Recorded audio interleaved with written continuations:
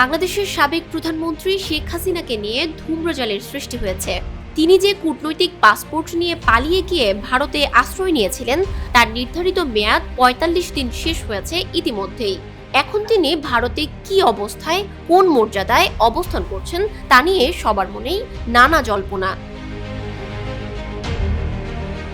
এরই মধ্যে ভারতের শীর্ষ গণমাধ্যম ফিনান্সিয়াল টাইমস তাকে নিয়ে প্রতিবেদন প্রকাশ করেছে।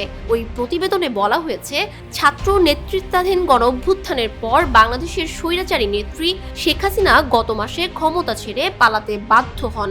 ক্ষমতাচ্যুত হয়ে তিনি ভারতে যাওয়ার পর থেকেই দিল্লির নৈশভোজগুলোতে আলোচনার বিষয় হচ্ছে হাসিনা এখন ঠিক কোথায়। ৫ আগস্ট যখন বিক্ষোভকারীরা তার ঢাকার বাসভবনের দিকে মিছিল নিয়ে এগিয়ে যায়, তখন হাসিনা পদত্যাগ করেন।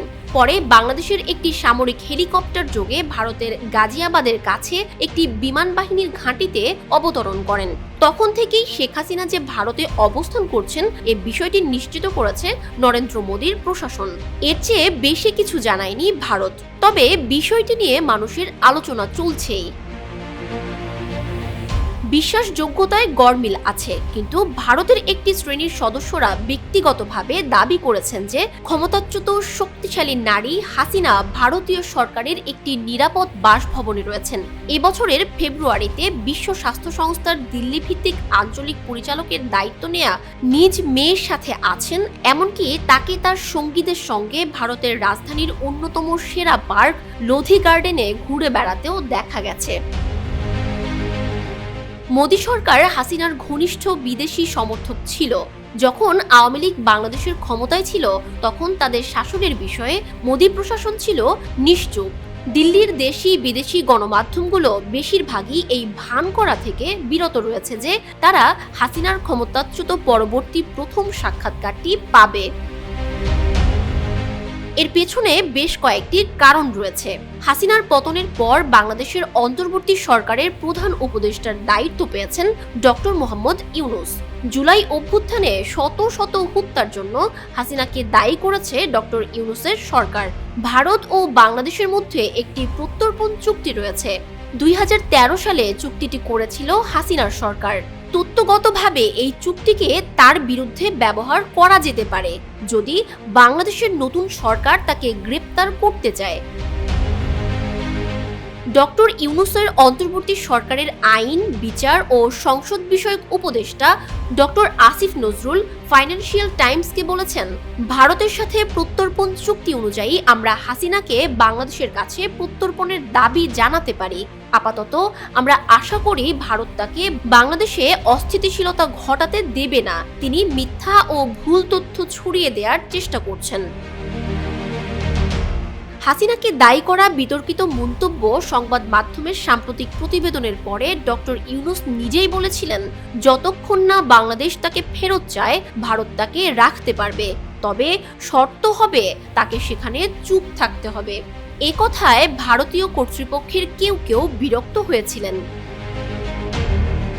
পালিয়ে আসা আঞ্চলিক নেতাদের আশ্রয় দেওয়ার ইতিহাস রয়েছে ভারতের। ১৯৫৯ সালে চীনের অভিযানের মুখে তিব্বত থেকে পালিয়ে ভারতে আশ্রয় নেন আধ্যাত্মিক নেতা দালাই লামা। তিনি রাজনৈতিক বিষয়গুলি ভারতের বেসামরিক নির্বাসিত প্রশাসনের কাছে হস্তান্তর করেছেন। তিব্বতের আধ্যাত্মিক নেতা সম্প্রতি মার্কিন কংগ্রেসের একটি প্রতিনিধি দলকে স্বাগত জানিয়েছেন। এই পদক্ষেপে চীন ক্ষুব্ধ হয়েছে। বেইজিং এবং এর বিশ্লেষকদের মতে মোদী সরকারের সম্মতি ছাড়া এমনটি ঘটেনি। আফগান নেতা মোহাম্মদ নাজিবুল্লাহর পরিবার ১৯৯২ সালে ভারতে পালিয়ে যায়। সেখানে তার স্ত্রী ফাতানা নাজিব এবং সন্তানরা এখনও তাদের বেশিরভাগ সময় কাটান বলে জানা গেছে।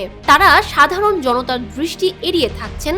নাজিবুল্লাহ নিজে পালানো থেকে বিরত ছিলেন এবং কয়েক বছর জাতিসংঘের একটি কম্পাউন্ডে আশ্রয় নেওয়ার পর ১৯৯৬ সালে কাবুলে প্রবেশ করার সময় তালেবানরা তাকে হত্যা করে।